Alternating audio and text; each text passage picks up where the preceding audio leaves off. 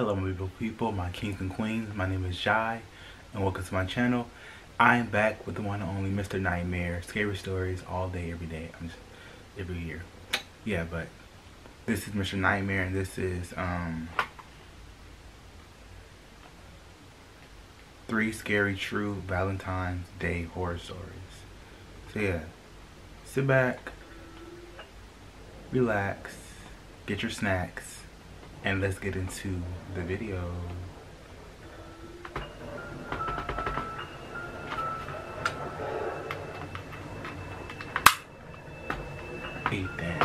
I've been dating my girlfriend for 3 years now. I'll nickname her Nikki. It started innocently enough that I commented on one of her Instagram stories and we started chatting from there. Eventually I got her number and then Snapchat, and after a week we met in person. We started hanging out right after the holidays in January, and the thought of Valentine's Day was already coming up. It was nice having started talking to a girl around that time so that I wouldn't feel the dread of being alone on that annoying holiday.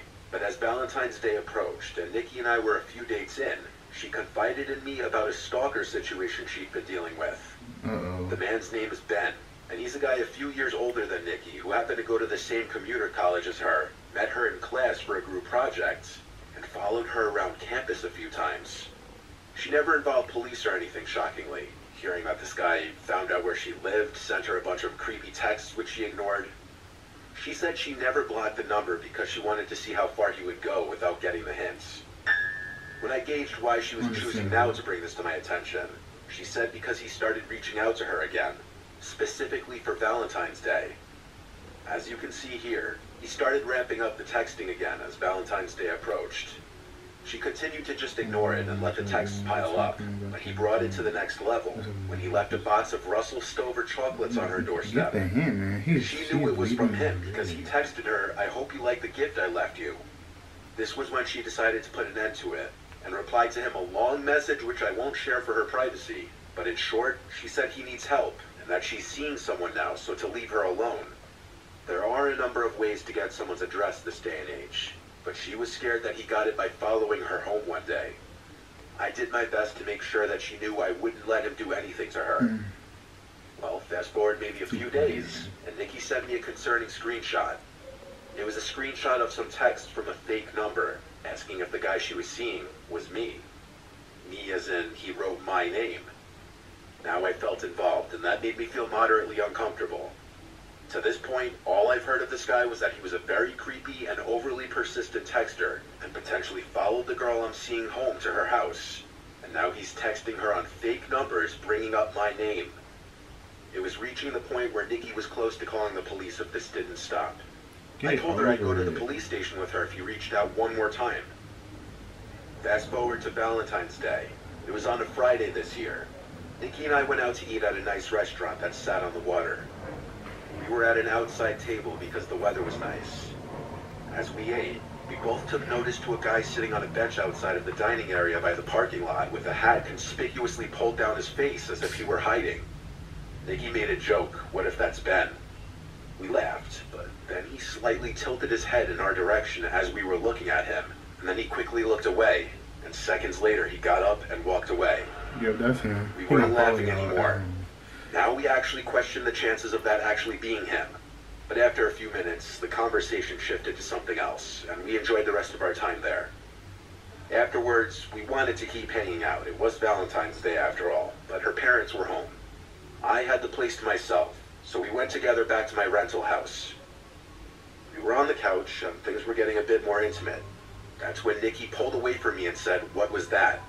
I heard it too. Something from outside in the backyard. "Want me to go check?" I asked. She nodded her head. I went out to the backyard patio, expecting to hear some animals scurrying off in reaction to my presence.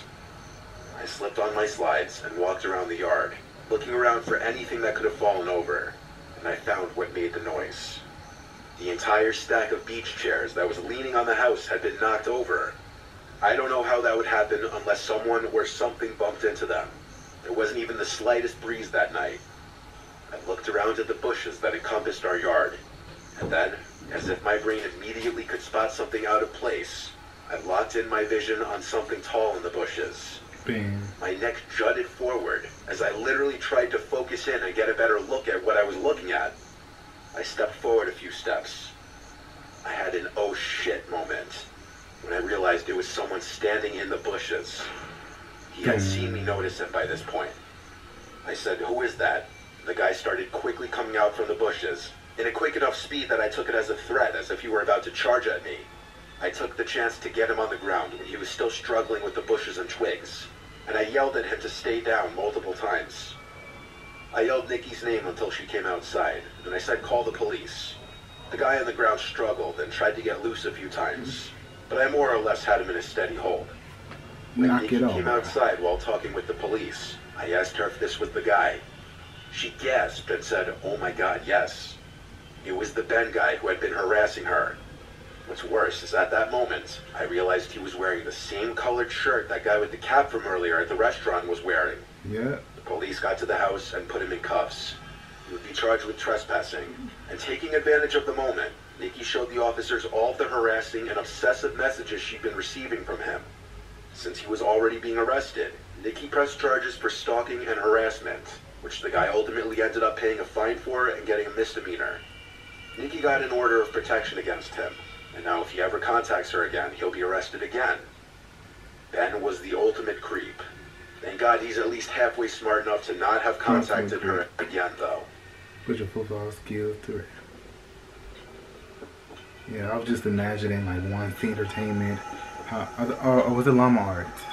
This happened 4 years ago. It was Llama Arts. Valentine's Day was coming up. I was just imagining Llama Arts creating that whole story that he just told. My boyfriend and I had planned a cute dinner like what most couples do. As we were walking into the restaurant, there's this couple outside, weirdly staring at my boyfriend and I. I slightly shove my boyfriend's arm as we get inside, and he gives out his name to be put in the wait line. The host said it would be a 45-minute wait, and she said she would text us when our table was ready. My boyfriend said let's go to the mini golf across the street, so we're walking back to his car. The lady from the couple stood up and held up her hand, introducing herself as Mrs. Gretty. I found it really weird and looked at my boyfriend. The lady still had her hand out. I wasn't trying to be rude, I gave her a shake. The lady went on to explain that her and her husband think we're a great-looking couple, and they're photographers and think we would make great photos, and to follow them to the studio, and she believes the wait time will be long. She goes on to say that she has no card on her, but their place was a 5-minute drive away and they could take us there as well. No. Red flags are going off. Pump your brakes. My boyfriend politely declines and lets her know we have things to do. Pump your brakes. That just met The you. look was still one of the most haunting looks ever as she smiled and sat down next to the husband.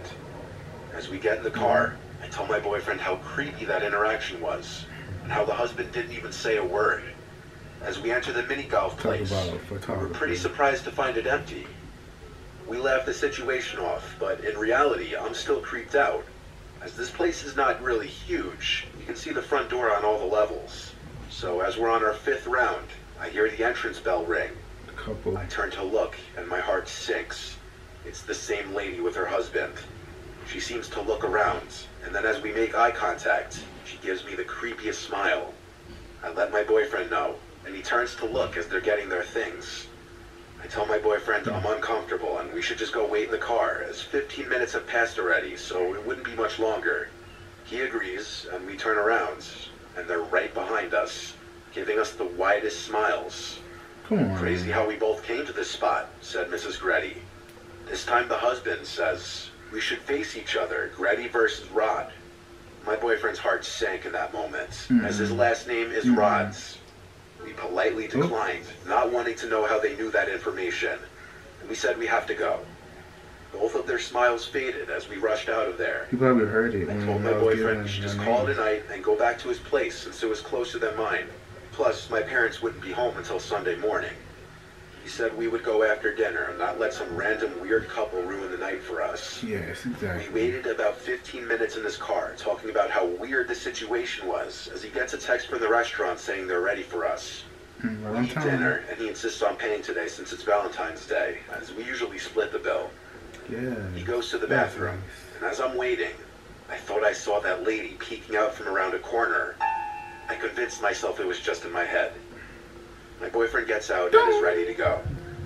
Now to trying to solve the murders of 3 young girls. Road surrounded by trees. As we start the drive, we notice a car following behind. I let my husband know, and we head into a CVS parking lot. Like, do some I have dashes. to use the restroom, and since it was going to be a drive, we both get out and go. Make a left, make a left, When make we a come left, out, make a right, make a we right. don't see that car that was potentially following us anywhere, so we make our way to his house. You know that road I talked about earlier being surrounded by trees? Well, while we're driving on it, we're like 3 to 5 minutes onto this road. We heard a loud pop. Hope they didn't Boyfriend slash your stopped tires. his car. His 2 front tires had popped. He put 2 and 2 together and ran to the car and said, "Get out, there's not much more time before they get here." He cut his engine and turned off the lights and locked the door. Yeah, I get it. All of a sudden I my was so tires scared and popped. confused, not knowing what was going on. I told him we should wait in the car. He quickly got me and we ran into the woods. He told me to shush. We were hiding behind some trees and bushes. While we hid, he called the cops and quickly explained where we were at and what was happening. The operator asked to stay on the line, and the cops would be here in a couple minutes. He said he couldn't stay on the line and hung up. As we stayed laying down, we heard a car engine coming up. My boyfriend said to lay flat as he did too. We heard the engines of the car stop, and we heard the familiar voice of Mrs. Gretty, if that was even her real name. She yelled, "Shit, we took too long." We heard a car door close, and then a car quickly speed away. We stayed down until the cops got there, which was about 2 minutes later. We explained the situation and got told we would be contacted if something came up. I called my sister to come pick us up, and he called the tow truck for his car. 4 years later, nothing has come up on it, and we never found out what they wanted or That who is they were. crazy. We're now married with a crazy story to tell our kids. One of them cakes. Come on, join us for tonight. But the boyfriend was definitely, okay, I should say, no one's gonna During ruin the our fall nights. 2018, As soon as he heard those tires popped, he put 2 and 2 together, ran into the woods, locked the doors, and just stayed put and called the police immediately. Period. semester, I was doing some online classes through a pretty prestigious college, but I knew that I would transfer to my hometown 4-year university for the winter semester. I still wanted to make some new friends though, so that I wouldn't feel alone, and maybe along the way it would be nice to meet someone to date, which is what happened. I met this girl through Tinder. She was really cool and we had a lot in common. Long story short, we started dating and we had a lot of fun together. She wasn't from my hometown, and I had noticed that after she came back from Thanksgiving break, the way she behaved and her attitude had changed. She was always on the more sarcastic side, but now it just seemed mean. For example, the playful, flirtatious teasing had become way more aggressive. There was no physical harm, I should say that. It was just the kind of teasing that shouldn't be happening in a relationship. I just brushed it off as stress due to finals approaching. She eventually went back home for winter break. We always found ways to stay in touch every day, such as text, Snap, and occasional FaceTime, either once or twice a week. Once the winter semester started, I moved into an apartment because the dorms didn't seem that fun, and I had found something nice that was surprisingly cheap. Literally the night of the first day of classes, we decided to break up. Like I said, she was from a different state, and she was having a lot of trouble being away from home because she missed her family, friends, and pets a lot. Besides me and her roommate, who she didn't really get along with, she barely knew anybody in town. She was just such a shy person. And that's not a bad thing, but like I said, she didn't have a lot of friends to surround herself with. So she just wanted to be by herself all the time. So it was a nice exit out without having to be the one that did the dumping, because that kind of stuff just gives me too much stress and anxiety. A few weeks went by, and each day I felt a little less sad because when I looked back on the relationship, there were a bunch of issues that I had overlooked. It was the week leading up to Valentine's Day, and I was kind of sad because I had some fun things planned that I wanted to surprise my girlfriend with. I decided that maybe for that week, I would reactivate my Tinder account, really to see if I could get a match and possibly hang out with someone on the holidays so I wouldn't be alone, because most of my friends had their own boyfriends and girlfriends. I did about 2 days before the holiday, and I got some matches after a few hours of having the app. I chatted with most of them and asked what their Valentine's Day plans were. And not to my surprise, they were all going out to bars. Personally, that lifestyle isn't really my thing. It just doesn't seem that fun to me. But I always use it as plans were. And not to my surprise, they were all going out to bars. Personally, that lifestyle isn't really my thing. It just doesn't seem that fun to me. But I always use it as a last resort, and I wasn't that desperate. Yet. I eventually started texting with a girl named Alex, who wasn't into that stuff either. She would rather stay in and watch movies, which is what I would rather be doing too. She even had the same major as one of my best friends, and was taking some of the classes he was taking. But she didn't know if they had classes at the same time, since they had just started, and she was trying to figure out everyone's names. The best way to describe Alex is that she had shoulder-length blonde hair, cute glasses, freckles, and bright blue eyes. After texting for about an hour, I got her Snapchat and we moved the conversation there. I asked if she would want to hang out on Valentine's Day, and she was down. So it was Valentine's Day 2018, which had fallen on the Thursday of the week. Luckily, I didn't have any Friday classes, and Alex said she would skip her Friday morning class so we wouldn't feel pressure to end the night so early. The first part of the night went pretty smooth. We got some McDonald's, saw a movie, and then walked around the downtown area for a while. To spare you the details, we eventually went back to my apartment and had sex. And to be honest, everything went great. She asked if she could spend the night because it was snowing out, and her place was about a 10-minute walk away. So of course I told her she could stay. We eventually fell asleep around 1 a.m. I'm a pretty light sleeper, especially when there's someone else in the bed with me. Around 3 a.m., Alex woke me up as she was getting out of the bed, but I didn't make her aware that she woke me up. It was pretty dark in the room, but I could see that she was walking towards the bathroom. She turned the light on and shut the door so that it wouldn't seep into the bedroom. I was very tired, so I just went back to sleep. She screamed. I awoke again around 5:30 a.m., and to my surprise, Alex wasn't in the bed next to me.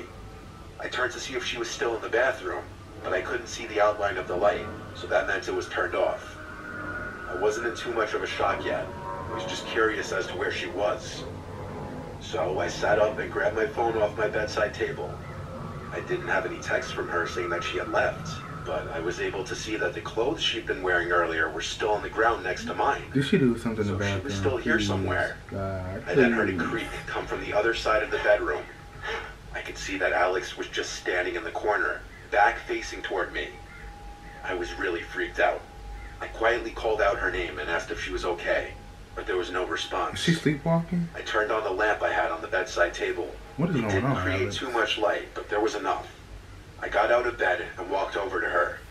She was just standing there, not even moving. I was so creeped out, but I wanted to see what was going on.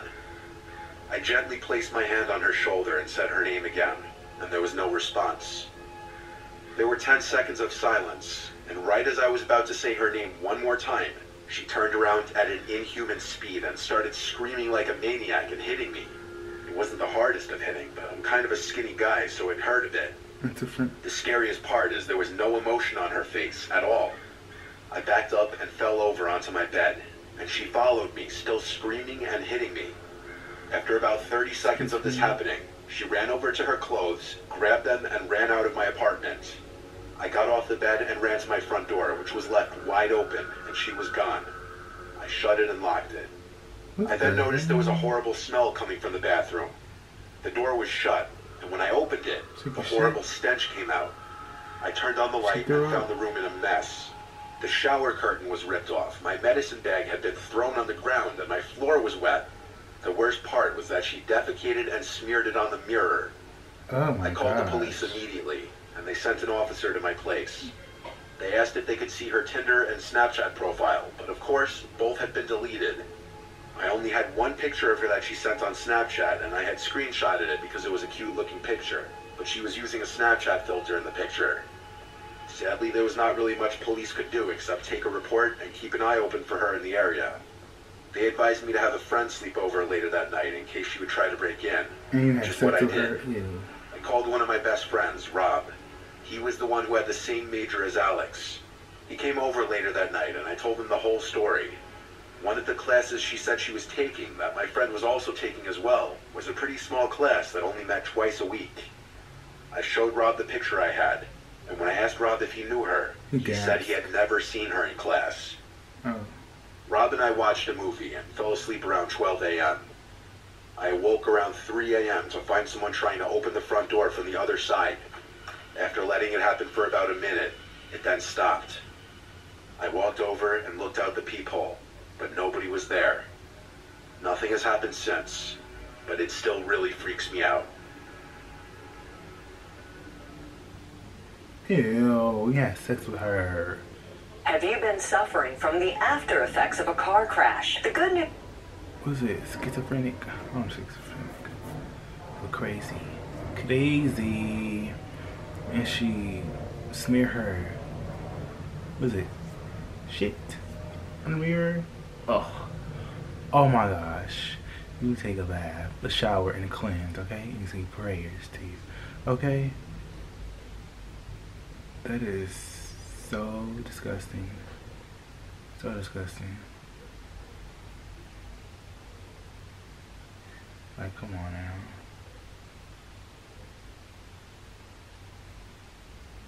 Exactly. You don't know these people just have random sex. I need a background check on you, cause you can't just sleep with anybody. You know, I don't care how good look they are. Now, come on now. It's just absolutely disgusting. Disgusting. But yeah, and I'm also reading the Mr. Nightmare, like the compliments. And Mr. Nightmare has definitely been going back to back with his stories. I don't think I said it before, but yeah, good for Mr. Nightmare. I love his Nightmare. Yeah, but yeah, don't be hanging up with random people because you don't know what they're about. This person was cuckoo Cocoa Puffs, and the stalker, let it go. The couple, go home, take a nap. Yeah. So tell me what you think. Thank you guys for tuning into this video. Have the most awesome positive day. Stay grateful, stay blessed, and until next time, you guys, deuces.